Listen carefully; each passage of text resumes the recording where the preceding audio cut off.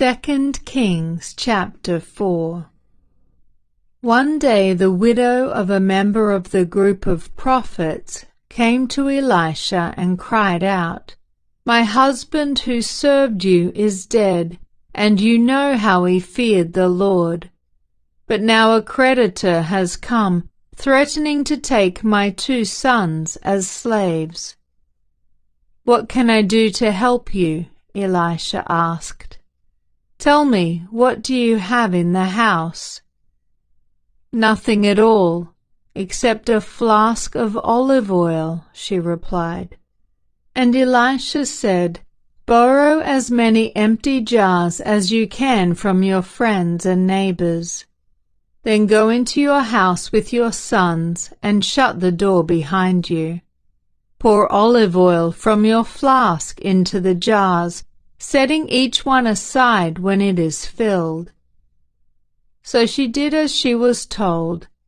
Her sons kept bringing jars to her, and she filled one after another. Soon every container was full to the brim. "Bring me another jar," she said to one of her sons. "There aren't any more," he told her. And then the olive oil stopped flowing. When she told the man of God what had happened, he said to her, "Now sell the olive oil and pay your debts, and you and your sons can live on what is left over." One day Elisha went to the town of Shunem.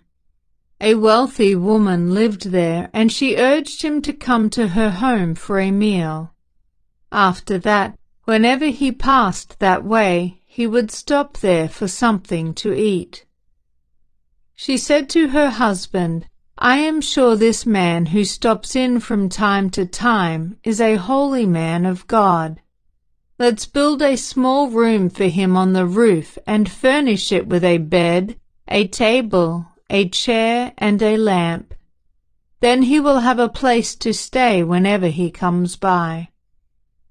One day Elisha returned to Shunem, and he went up to this upper room to rest. He said to his servant Gehazi, "Tell the woman from Shunem, I want to speak to her." When she appeared, Elisha said to Gehazi, "Tell her, we appreciate the kind concern you have shown us. What can we do for you? Can we put in a good word for you to the king or to the commander of the army?" "No," she replied, "my family takes good care of me." Later Elisha asked Gehazi, "What can we do for her?" Gehazi replied, "She doesn't have a son, and her husband is an old man." "Call her back again," Elisha told him. When the woman returned, Elisha said to her as she stood in the doorway, "Next year at this time you will be holding a son in your arms." "No, my lord," she cried. "O man of God, don't deceive me and get my hopes up like that." But sure enough, the woman soon became pregnant. And at that time the following year she had a son, just as Elisha had said. One day when her child was older, he went out to help his father, who was working with the harvesters. Suddenly he cried out, "My head hurts! My head hurts!" His father said to one of the servants, "Carry him home to his mother." So the servant took him home, and his mother held him on her lap. But around noontime he died. She carried him up and laid him on the bed of the man of God, then shut the door and left him there.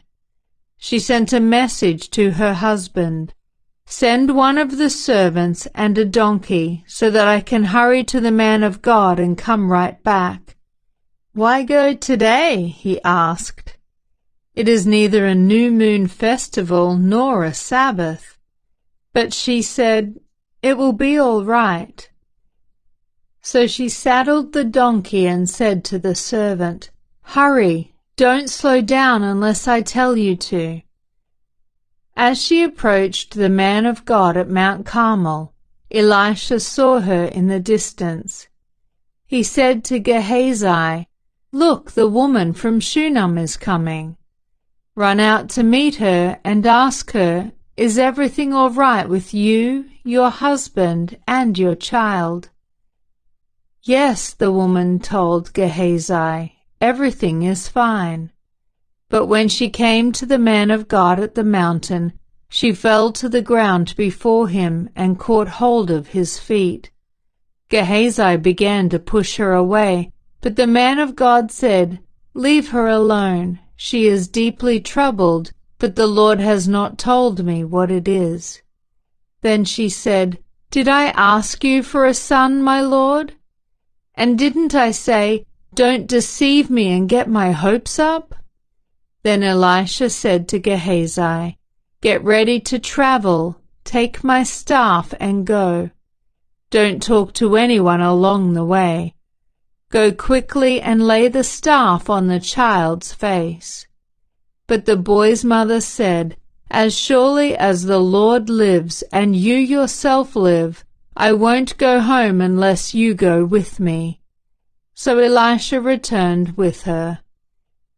Gehazi hurried on ahead and laid the staff on the child's face, but nothing happened. There was no sign of life. He returned to meet Elisha and told him, "The child is still dead." When Elisha arrived, the child was indeed dead, lying there on the prophet's bed. He went in alone and shut the door behind him and prayed to the Lord. Then he lay down on the child's body, placing his mouth on the child's mouth, his eyes on the child's eyes, and his hands on the child's hands. And as he stretched out on him, the child's body began to grow warm again.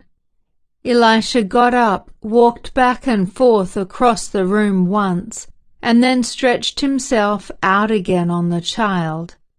This time the boy sneezed 7 times and opened his eyes. Then Elisha summoned Gehazi. "Call the child's mother," he said.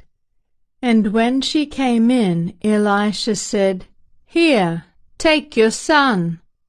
She fell at his feet and bowed before him, overwhelmed with gratitude. Then she took her son in her arms and carried him downstairs. Elisha now returned to Gilgal, and there was a famine in the land. One day as the group of prophets was seated before him, he said to his servant, "Put a large pot on the fire and make some stew for the rest of the group." One of the young men went out into the field to gather herbs and came back with a pocketful of wild gourds. He shredded them and put them into the pot without realizing they were poisonous. Some of the stew was served to the men. But after they had eaten a bite or two, they cried out, "Man of God, there's poison in this stew." So they would not eat it. Elisha said, "Bring me some flour." Then he threw it into the pot and said, "Now it's all right. Go ahead and eat." And then it did not harm them. One day a man from Baal-Shalisha brought the man of God a sack of fresh grain and 20 loaves of barley bread made from the first grain of his harvest. Elisha said, "Give it to the people so they can eat."